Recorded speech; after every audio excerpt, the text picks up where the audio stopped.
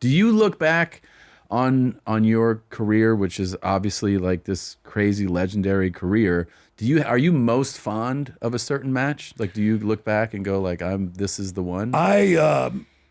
So the match I'm probably, man, as far as a wrestling purist kind of matches, would have to be WrestleMania 25. Shawn Michaels. Shawn Michaels. Yeah.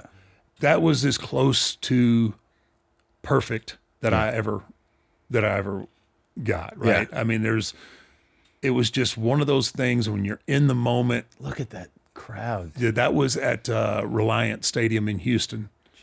You're super lean here, right? Yeah. I was, well, I'm about 305 there. 305? Yeah. Shit. Yeah. And then obviously Sean is probably one of the greatest, if not the greatest in-ring talent ever. We're both we're both in our 40s.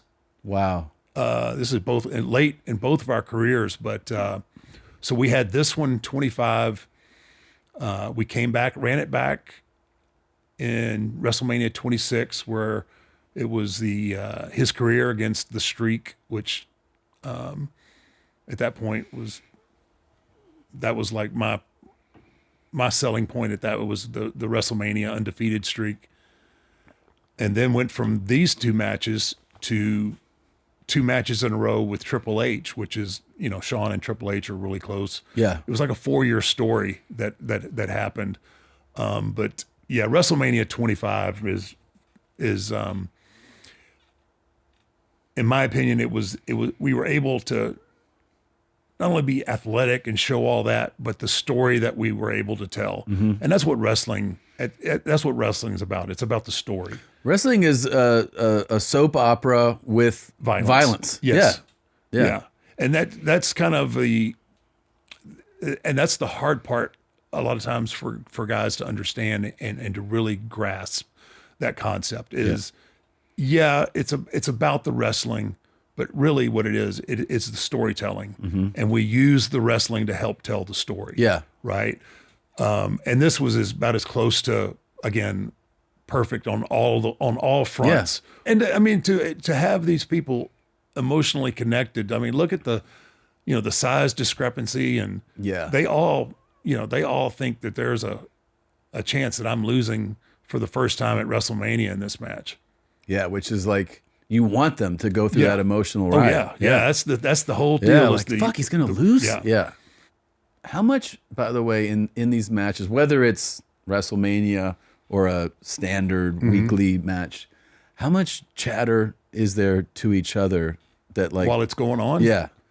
And that sometimes it depends. Like, what was really cool about this is we were well into our careers. Yeah. We're on the backside of our careers, actually. And you're vets and you know what you're doing, but yeah. Well, even though, sometimes when you're a vet and you do have a really long and storied legacy, like the young guys sometimes come in and they're scared to death.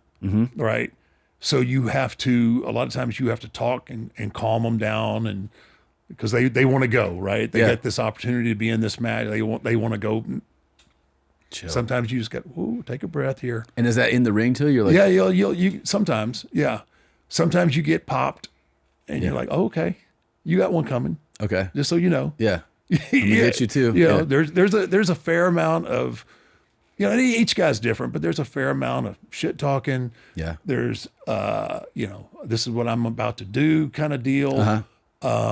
If something like an unexpected, like, oh shit, my ribs, my arm, or something, like, will you be like, if you're able to, okay, I need to, or, maybe you say, hey, throw me out of the ring and just give me a second. I broke a rib or something. Yeah. It's just something to create enough time to assess what the damage is and whether or not you're going to be able to finish, or you're going to have to ad lib the finish because of something, because of the injury, or Is there a wrestler you hated wrestling? That list is about as long as the list of my surgeries. It's pretty long. No, there's, early on in my career, like I had every big guy that was out there, Yeah. I got him. Right. And not all of them were real Gentlemen. well, not real gentlemen, but they were limited in what they could do. Right. And so you end up a lot of times you got to try and make chicken salad out of chicken shit. Yeah. Right. Yeah. But there's just some certain people you vibe with and people you don't vibe with. Yeah. Yeah. Again, back to Shawn Michaels, like he could have a 5-star match with a broomstick. I mean, Right. that's just how good he was. Right. So when you get guys like that are that accomplished in the Can you tell like what makes Shawn so incredible, like so great? he just exceptional talent. Yeah. I mean, he loved the business. He was a phenomenal athlete. He had this incredible personality. He would make you. He's that guy. Look at him. I mean, you want to punch him in the face. Yeah. Right? Especially in the early part of his career. Like he was just like, yeah, I want to beat the shit out of this dude. Yeah. And as hard as I tried, I could never quite get to him enough. He always got away, from the real beating until we had a match called, Hell in a Cell. Right. And, again, well, he even got out of that because I'm about ready to beat the snot out of him for 30 minutes. And that was the debut of Kane. Again, great storytelling.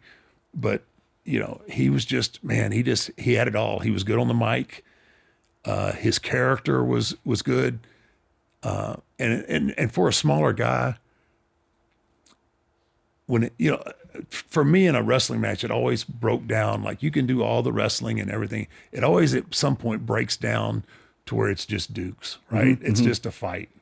And not everybody had that. They didn't have that edge. He did. Like he could do everything. He was ahead of his time with his in-work ability.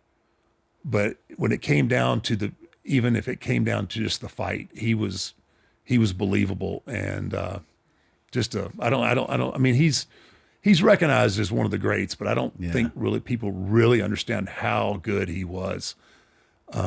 He runs one of our shows, our NXT program. He's ahead of all of our new talent coming up. So is that like when so the new guys like they all go to like camp and they go through they have to go through a selection process to even start to be trained, and then they graduate from there. Then they go to our NXT program, which is one of our TV shows. It's for our young talent. Sure. And he's the he runs all of that. That's awesome, man. Yeah. So we got, I mean, the future's in really good hands. That's great. Yeah. Yeah. And then they have someone really legendary to look up to, which has got to be. And not only does not only does he have the talent, like he's done everything there is to do in the ring, but he's had his ups and his downs too, like his real life. Yeah. So he can relate. People, oh, you don't know what I'm going through. He's like, yeah, I do. I kind of do. Yeah. I kind of do. I've been there. Yeah. Bert and Tom, Tom and Bert. One goes topless while the other wears a shirt. Tom tells stories and Bert's the machine. There's not a chance in hell that they'll keep it clean. Here's what we call Two Bears, One Cave.